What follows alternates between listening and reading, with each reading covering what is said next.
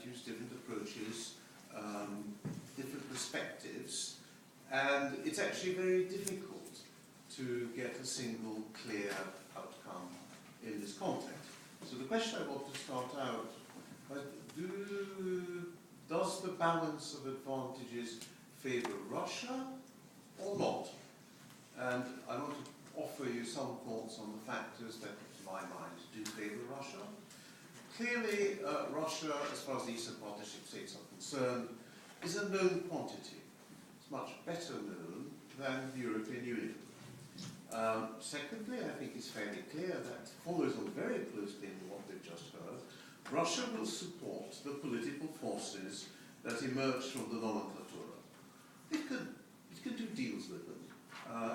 These are political forces that may have some resentment towards Russia, but on the other hand, are perfectly willing and ready to deal with Russia on a positive basis. And here it seems to me the former networks of influence, especially the KGB, obviously, but other business networks, mafia networks, and so on, they are in place and they can be activated, and they have been activated in many cases. The networks can be simultaneously political, business, or criminal. Sometimes it's very difficult to tell which one is actually looking at because of the intertwining of the way in which these networks function. And crucially, and I think we heard this from the earlier speakers, they intrude into the legal system. There is no separation of the law. Well, obviously there wasn't in the Soviet period, but there's no separation of powers, it seems to me, in the post-Soviet system that I shall be talking about in a second. We know we've talked a great deal in Brussels about the soft power of the European Union, and I think soft power is terribly nice, and it's very positive. The only problem is that when soft power meets hard power, it's not much use. We had the Secretary General of NATO come to the Foreign Affairs Committee in Brussels not long ago. They said more or less the same thing. I did want to ask him whether on that basis he would support nuclear armament by every country in the world, but I thought that was a little too provocative, so I stayed quiet. But it seems to me there is an element on the part, there's an illusion on the part of the European Union that soft power is sufficient. I think it's a helpful condition. It is neither a necessary condition nor a sufficient condition to get it to in the policy direction that the European Union would like to achieve. Russia understands this. Russia does understand that hard power does work, not invariably, and by the way, all uses of hard power have unintended consequences, but that's a separate issue which we'll discuss later. I would add here that Russia, I think, was deeply disturbed by the colour revolutions. It saw them as a security threat. The European Union, on the other hand, thought, well, colour revolutions are wonderful, there is great popular support for the transformation, we simply have to go along with that. I don't think either side fully saw to what extent the colour revolutions were not perfectly grounded. They did express some popular support.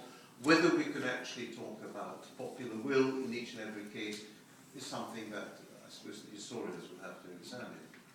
But the problem from the Moscow perspective is that these colour revolutions are taking place in our immediate neighbourhood. I'm most reluctant to use this term, close neighbourhood, etc., but I think Russia does have a territorial perspective of security. I think Russia's perspective of security is more territorial than it seems to me is sort of current in terms of security analysis in other parts of the world. And I would add here, I think this also is a factor that favours Russia, is that the European Union is an unknown quantity for the Eastern Partnership states. Except what they are learning is that it's very demanding. It keeps wanting more. It's a kind of ratcheting. The whole project that Commissioner Füle launched of More for More, very praiseworthy in many ways, is of course saying it's never going to be enough. You have to keep doing more and more. And I think many states say, well, wait a minute, come on, done quite a lot. Isn't that enough? And the answer is it's not never going to be enough, because actually at the end of the day, the European Commission, the European Union, is constantly upgrading what enough is. If you think about it in historical terms, what we regard as the necessary condition for democracy is very different from what it was in the 1950s. Civil society was unknown in the 1950s. Today we can't have democracy without civil society. This just gives you some historical perspective on it. Oh, it helps to be old sometimes. So let me move on to the other side, the other hand. It seems to me that Russia has developed a new state identity. It took a long time, let's say it took 20 years. Obviously Russia went through a terrible trauma with the collapse of empire, or those countries which have gone through the collapse of empire know how difficult it really is to come out of that. What I think is interesting is that the Russian new state identity, I think it's still to some degree imperial, in that it does not accept that the former territories of the Soviet Empire are fully autonomous. Now, how far that stretches, I simply don't know. Clearly, there are grey zones, the Baltic states. I don't know what the attitude is towards the former colonial empire, Soviet Empire in Central Europe. We know from Zhirinovsky that the troops of the Red Army will one day, they'll bathe their boots in the Indian Ocean, I think. So they're everywhere, and if what they heard from Zhirinovsky is correct, of course, wherever there are Orthodox communities, then Russia will be present. I don't know if this applies only to Russian Orthodoxy or what happens in Romania or Serbia or Greece, but we can think about this. This seems to me to be a classic Slavophil project, and I think Trubetskoy, you quoted, I think was very relevant here. So in a sense, we're looking at a post-imperial reality that retains some of its imperial quality. I think it also follows, and that again I think has strong Soviet roots, possibly even imperial Tsarist roots, that Russia has no theory of alliance, has a theory of hierarchy and subordination.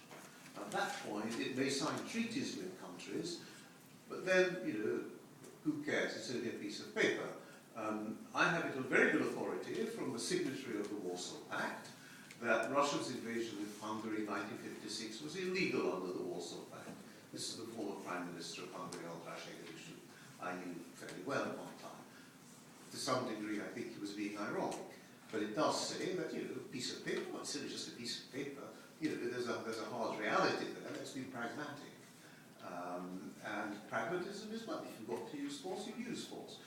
In other words, subordination is, I think, regarded as the norm, and the idea of equality, like as with state sovereignty, is alien. I have a question to what extent Russia regards the elites in the states of the former Soviet space as subordinate to Moscow.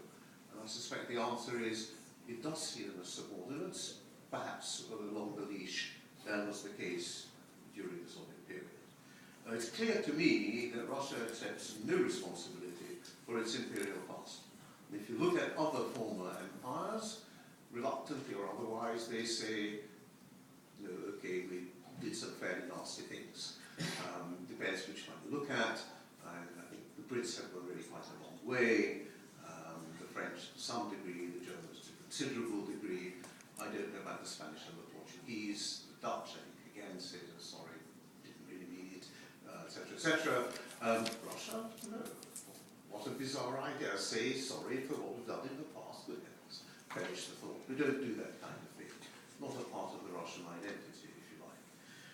I would add here that, again, this I think ties in very much with the previous speakers, that Russia has developed a new type of political system, we can call it post-communist if you like, in which elections are held with greater or lesser openness. An opposition is allowed to exist, sort of, but actually it's an impotent opposition. It has marginal, minimal access to power.